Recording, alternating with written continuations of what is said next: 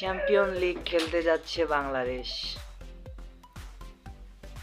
আর এই champion league যার হাত দিয়ে আসলো সেই স্কোয়াডে নাই সাকিব আল হাসান। অথচ এই স্কোয়াডের মধ্যে সাকিব আল হাসানকেই আগে থাকা প্রয়োজন ছিল,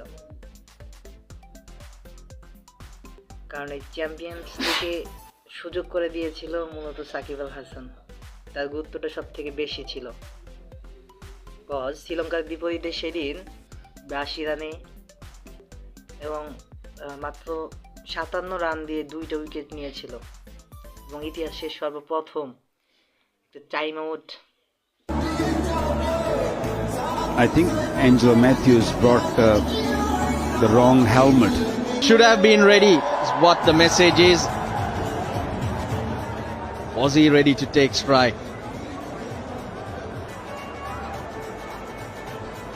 I think Angelo Matthews is trying to explain to Sakib that there's something wrong with the strap which really holds the helmet on your head, and Angelo Matthews given out without facing a ball. Timed out. You have time আউটটা ছিল একটা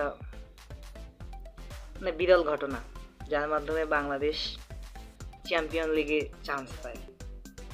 সেই champions লিগে আজকে সাকিব আল হাসান নেই।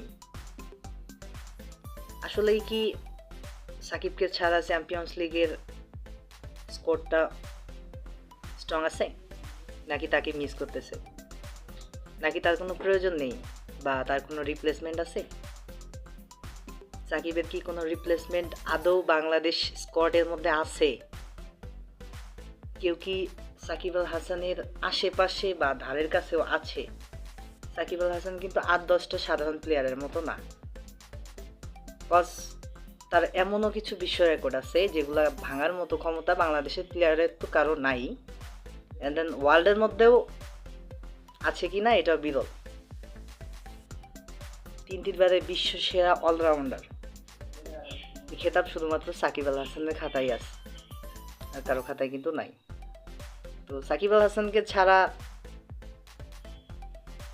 Bangladesh team বলতে অন্যান্য কান্ট্রিরা সাধারণত সাকিব আল হাসানকে আগে, অন্যান্য যত কান্ট্রি আছে না কেন সবার আগে সাকিব আল হাসানকেই চিনে থাকে। সাকিব আল হাসানকে দিয়েই মূলত বাংলাদেশটাকে অনেক কান্ট্রি আছে যারা শুধুমাত্র সাকিব আল হাসানের জন্যই বাংলাদেশকে চেনে। আজকে সেই সাকিব আল হাসান নাকি চ্যাম্পিয়ন্স লিগ স্কোয়াডের মধ্যে থাকতে পারতেছে না, কারণ তার যোগ্যতা নাই। আসলে কার যোগ্যতা নিয়ে কোথায় কথা বলতে হয়, কার যোগ্যতা নিয়ে কোথায় কথা বলতে হইতেছে? আসলে কিছু রাজনৈতিক ইস্যুও আছে। সাকিব আল হাসানেরও যে ভুল নাই এটাও ঠিক না, যদিও ভুল থেকে থাকে সেটা রাজনৈতিক বিষয়, সেটার ইফেক্ট তো তাদের ক্রিকেট লাইফের মধ্যে পড়ার কথা ছিল না।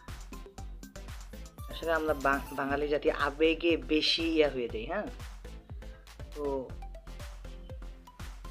যারা সাকিব আল হাসানের ফ্যান আছে তারা তো ভালো, তারা অনেকটা মিস করতেছে সাকিবকে টিমে। যারা তামিমের আছে ফ্যান তারাও মিস করতেছে, কজ তামিমও কিন্তু নাই। বাট আমার মনে হয় দুজনকে রাখা উচিত ছিল, বাট আমার মনে হলেই তো আর হবে না, সেটা তো তাদেরও বুঝতে হবে যারা রাখতে পারে। তো সাকিব আল হাসানকে না রেখে এই যে খেলাটা চালানো হচ্ছে, এর যে গ্যাপটা এইটা হারে হারে বোঝা যাবে।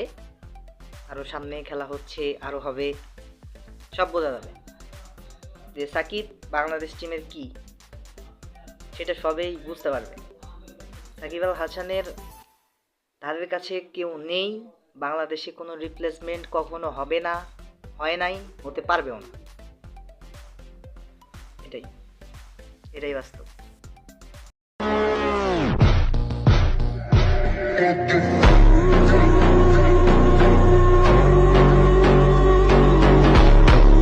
I'm believing in like they got it in Angel Maniac on the beats. যদি তোর ডাক শুনে কেউ না আসে তবে একলা চলো। তোর ডাক শুনে কেউ না আসে তবে একলা চলো রে। যদি তোর